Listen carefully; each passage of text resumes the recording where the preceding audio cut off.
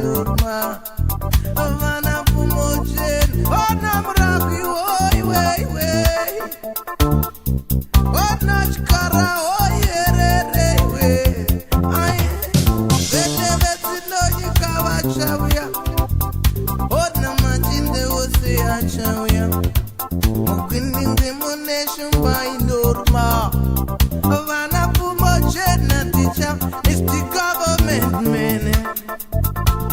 Mr. Government Man, Mr. Government Man, Mr. Government Man, oh, Mr. Government Man,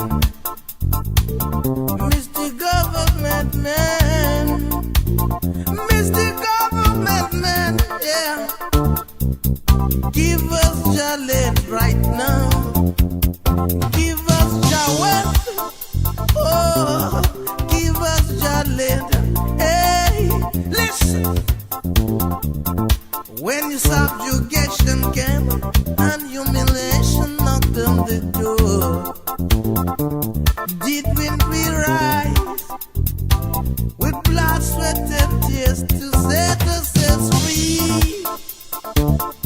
For the land of the forefathers we wanted, and now we're living like squatters in the land of our heritage. We have to beg for bread and butter, while some eating milk and honey.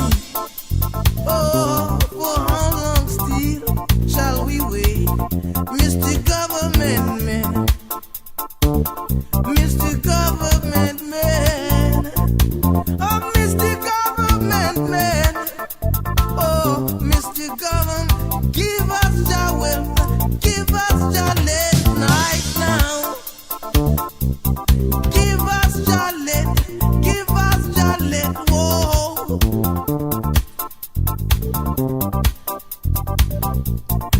Now listen, when ever the children cry, the spirit of the forefathers go home.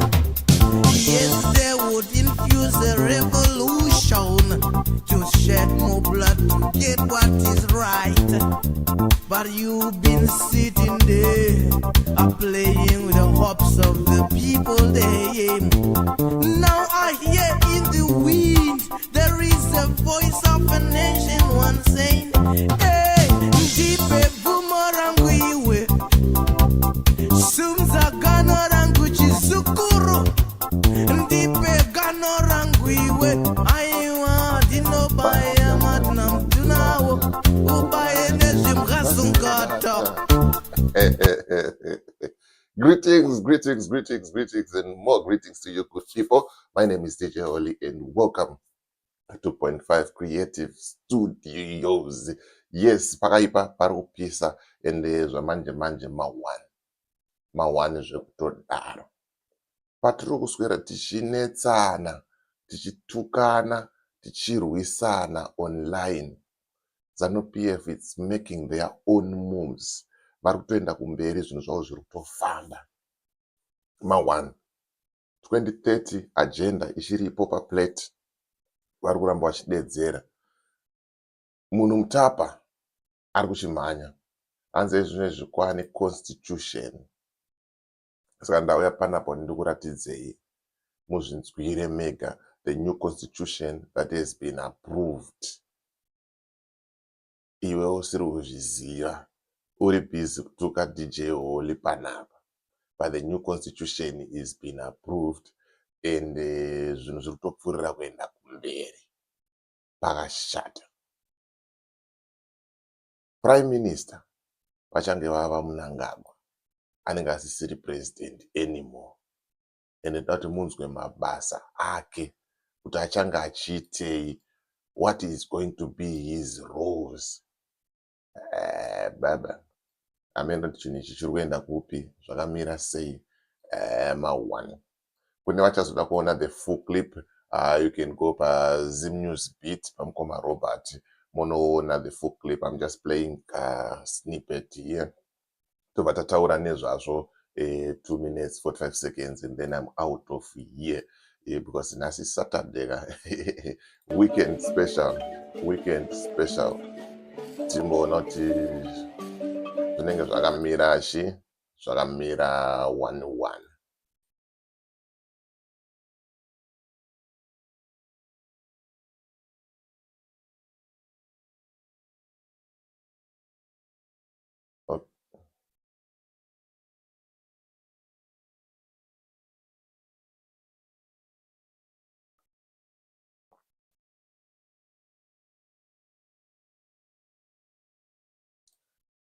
Okay, sorry.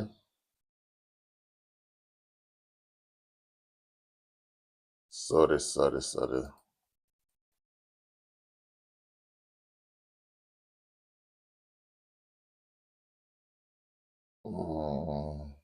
something is happening here. Let me just fix something here quickly, and then topfuurira mberi. Hanzi nomwe munhu, what are you saying? Just hold on.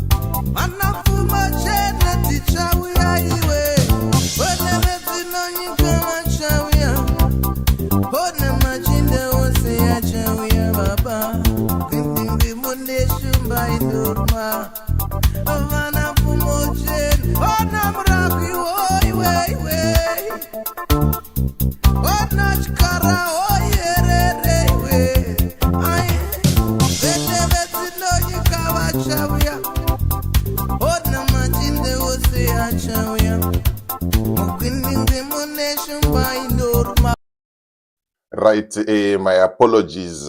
Very sorry about that. Hey, technical glitches. Hanzi na Freddy, iwe urikutiko. Yeah. Unongoita zvemakuwa. Hakuna chinhu hanzi kumbobatsira nyika nezvauri kuita. Okay. I will answer that one later on. Right, guys, what is happening here? Ndezvekuti zvakanzi Zimbabwe is no longer a republic. It's now a kingdom. Tikati mafanis, tikafunga kuti kutamba. But right now we've seen my letters achibuda zvinhu zvichitaurwa kunzi ndo zviri paground ndo zviri kuitika, and pane constitution itoripo iri kutaurwa, and Vamunangagwa is going to be the prime minister. Nyika inenge isisina president. Handiziva kuti zviri kufamba sei uye zvakamira sei, but ndo nyaya yatoda kuti tiite sei tikurukure zvamanje manje. I don't know what's going on with my machine here, but ndo nyaya yatoda tikurukure zvamanje manje tichiita sei tichionesana. Anditika, let me just put this big quickly, and then topinda tozvinzwira King Munhu Mutapa achitaura. Uyo ari kutaura anonzani uyo atumwa naGambako azonoita zvemakuhwa chete. Unoona ndiri saizi yekuita makuhwa, zera rangu inini zvimomira ipapo. Kana muchida makuhwa endai kwaGambako, ndokunoitwa makuhwa. Let me just see here. Titangire pazvakatangira munzwe kuti zviri kufamba sei. Right, let's go. Nhasi ndauya kuita official launch ye-constitution ye-Zimbabwe Kingdom to the Munhu Mutapa Empire, as I am a king Mwene Mutapa. Sekutaura kwandakaita last time ndichitaura kuti chikunyora constitution, saka takwanisa kuti tinyora constitution. Saka constitution yedu ndakuironja muzuva ranhasi.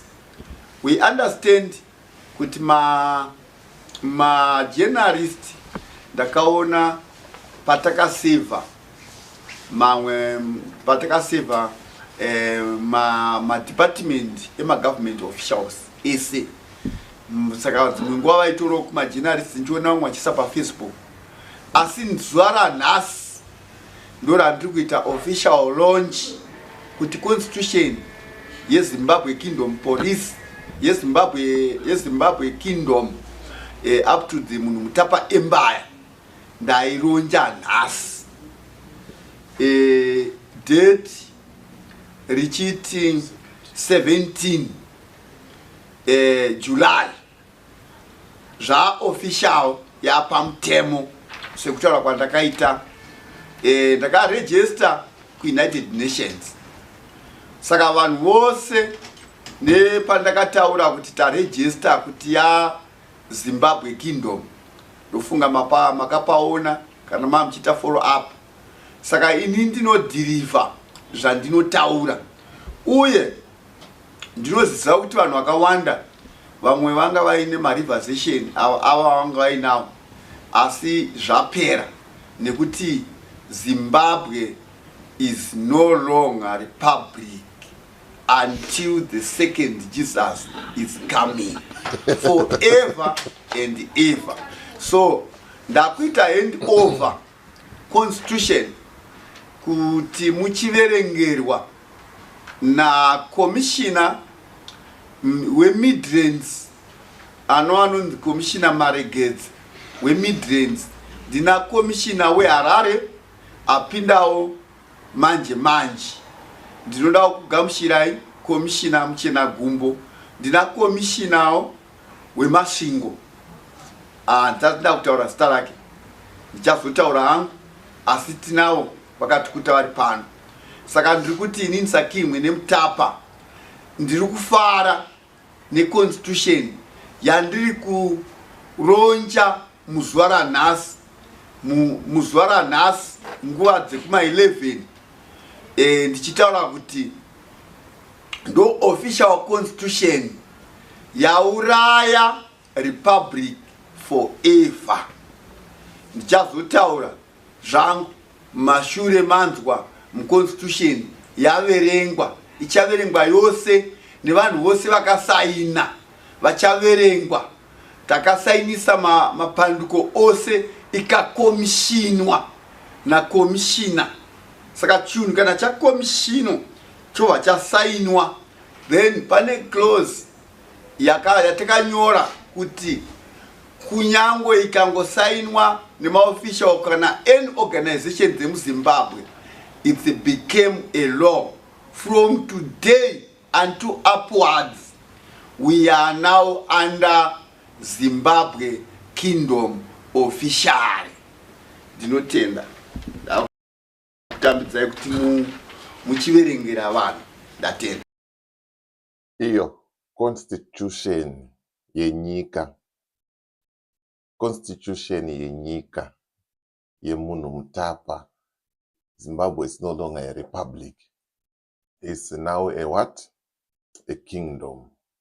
Uyo mudara wamaona abva kutaura ndiye achange ari king munhu Mutapa achichimhanya. President Emerson dambudziko renyika Mnangagwa hanzi naGambakwe akabroka. Mnangagwa akabroka, Auxilia akabroka, Sean Mnangagwa akabroka. So President Mnangagwa vachange prime minister. Ndo zvatoda kunzwa kuti muconstitution umo zviri kutaurwa izvi zvichange zvichinzi chii, zvichange zvichifamba sei. Nambotaura kutanga kwevideo clip before the glitch ndikati kune vachazoda kuona the full clip, you can go Zim News Beat pamukoma Robert, and then you watch the full clip. Let's watch Tinzwe kuti mabasa ava Mnangagwa, what's next, zvatave neconstitution, so that we have this new constitution, we have a kingdom now what are the duties of President Mnangagwa? Oh, he's no longer president. That is not president in Zimbabwe. We don't have a president anymore. We have a king. But mnharaunda ndida ngozotukwa kana kuzopiwa inonzi ngozoendeswa kwamambo ndichinzi ndakatuka mambo, ndakatuka king. Zviko izvozvo mundara uyu brain dzake dziri right ivo vari kumutendera kuti asaine zvimapepa vachidhinda zvimapepa zvake brain dzake dziri boy here. Akasikazveti katiri kurohwa futi here neZANU-PF aka kuti 2030 painoramba mukuru woburuka zvake oenda kuside uku kutanga kumhanya chinhu. Kudhakwa here, imbanje here, mutoriro here. Zvimwe zvacho Zimbabwe yakutoda nyasha dzaMwari chaizvo. Let's see kuti chinzwe kuti zviri kumira sei. Thank you very much, His Majesty King Mwene Mutapa. Today, the 17th of July 2025, is an official day for the launch of the Constitution. Zimbabweans, listen very attentively as I read this Constitution. Right. 8 July 2025, to whom it may concern. Attached herewith, please find Zimbabwe Kingdom Law. Please kindly acknowledge receipt of this official document of Zimbabwe Kingdom Law. Regards His Majesty King Mwene Mutapa, Zimbabwe Kingdom, and it's signed.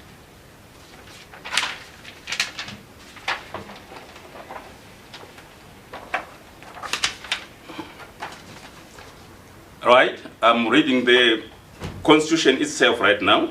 Zimbabwe Kingdom Laws, Chapter 1, Section 1. A. King is the overseer of the Zimbabwe Kingdom and head of the kingdom up to the Munumutapa Great Empire. This great kingdom,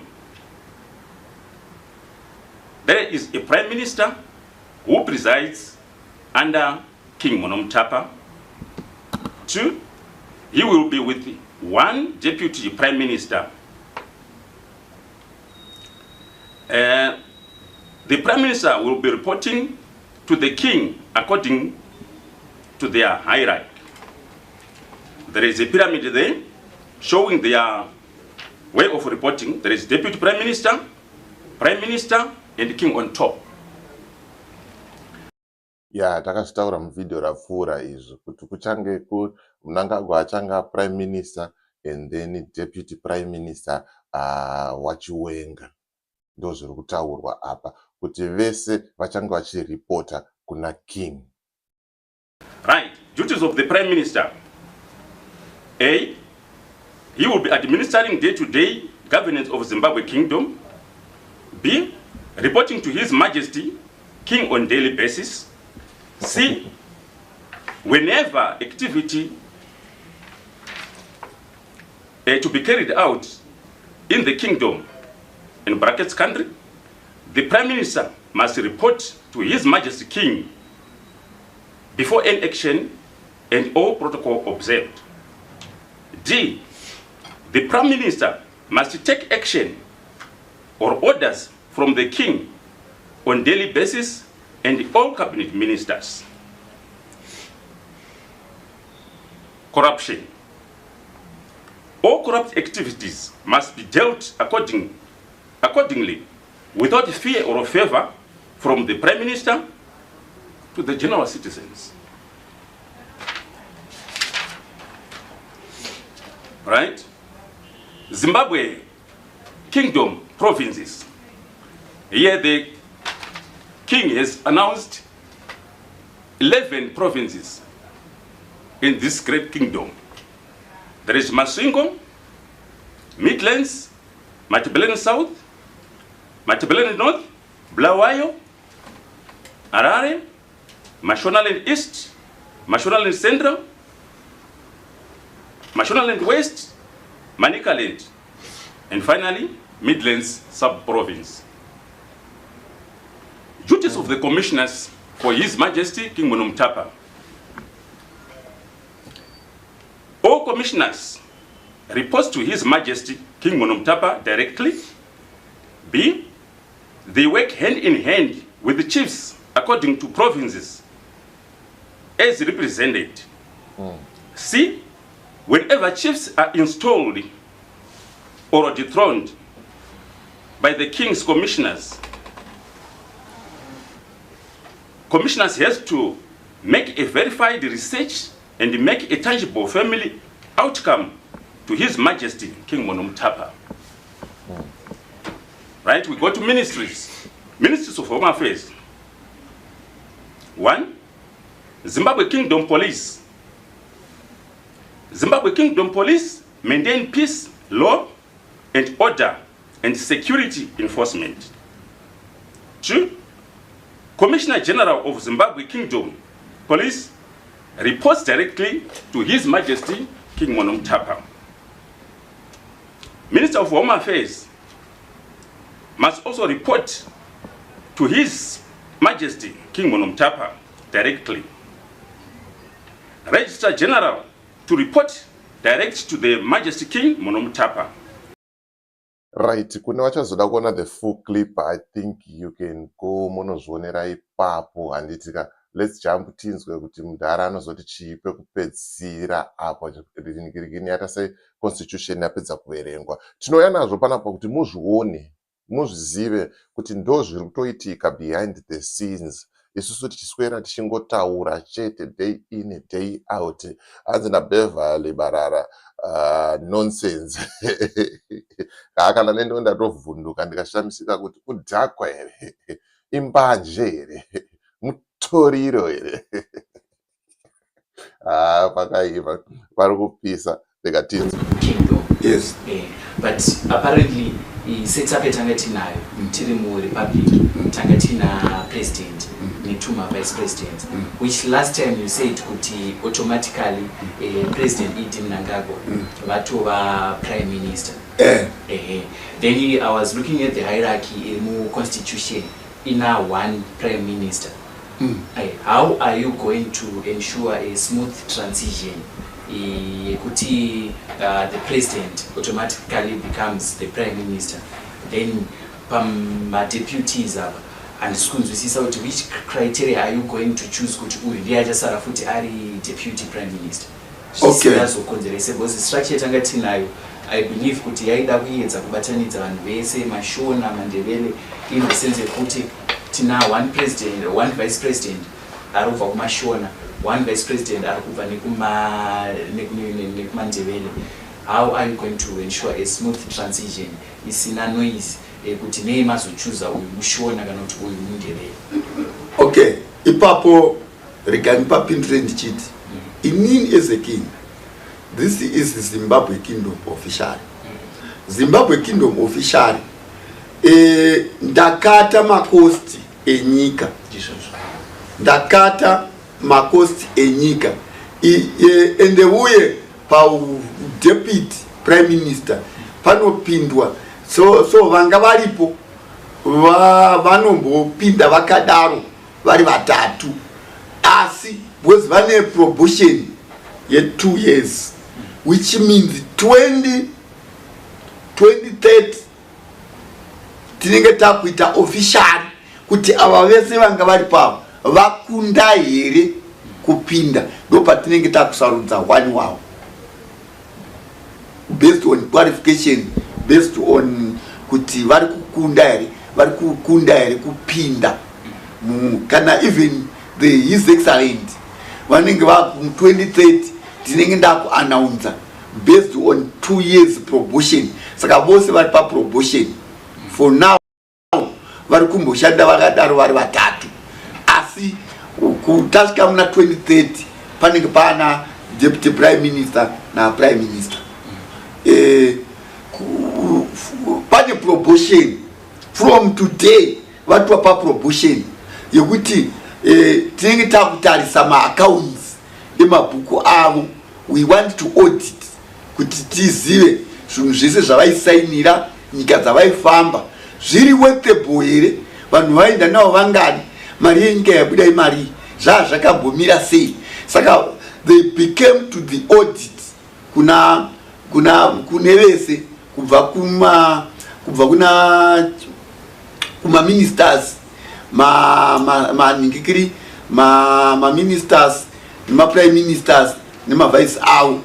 Then tochibuda neresults imwe chete.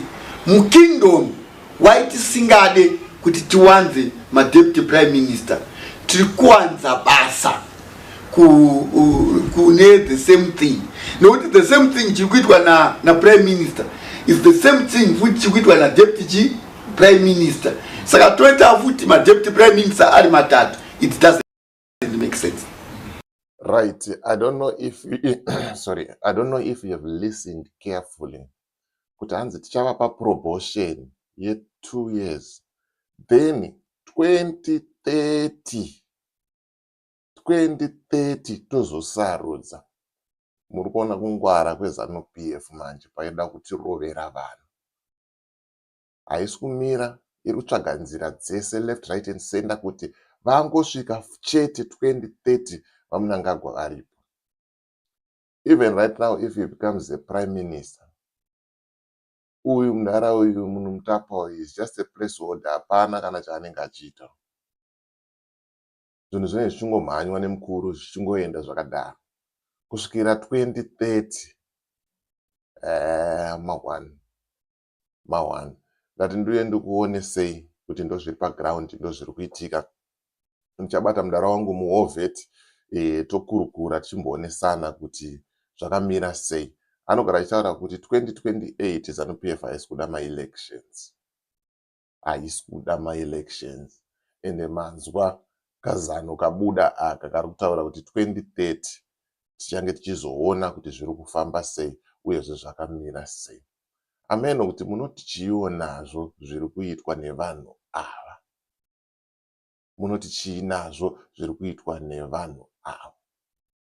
Ndo nyaya yanga ndauya kuti ndikuratidzei tingokurukura nezvayo for a few minutes. Ndati ndichange ndiri panapa for 30 minutes tops. Saka as for me, DJ Holly and the rest of the crew behind the scenes, tiri kuti it's bye for now. Ngatisangane muvidhio rinotera. But before I go, tisakanganwe kubatsira comrade Nyoka Yemabhunu with my donations to those vanokwanisa, to those who are willing. We are not forcing anyone to kutokumbirawo kuti kana uchikwanisa kwauri ikoko. Hakuna mari inonzi mari yakawandisa, hakuna mari inonzi mari shoma.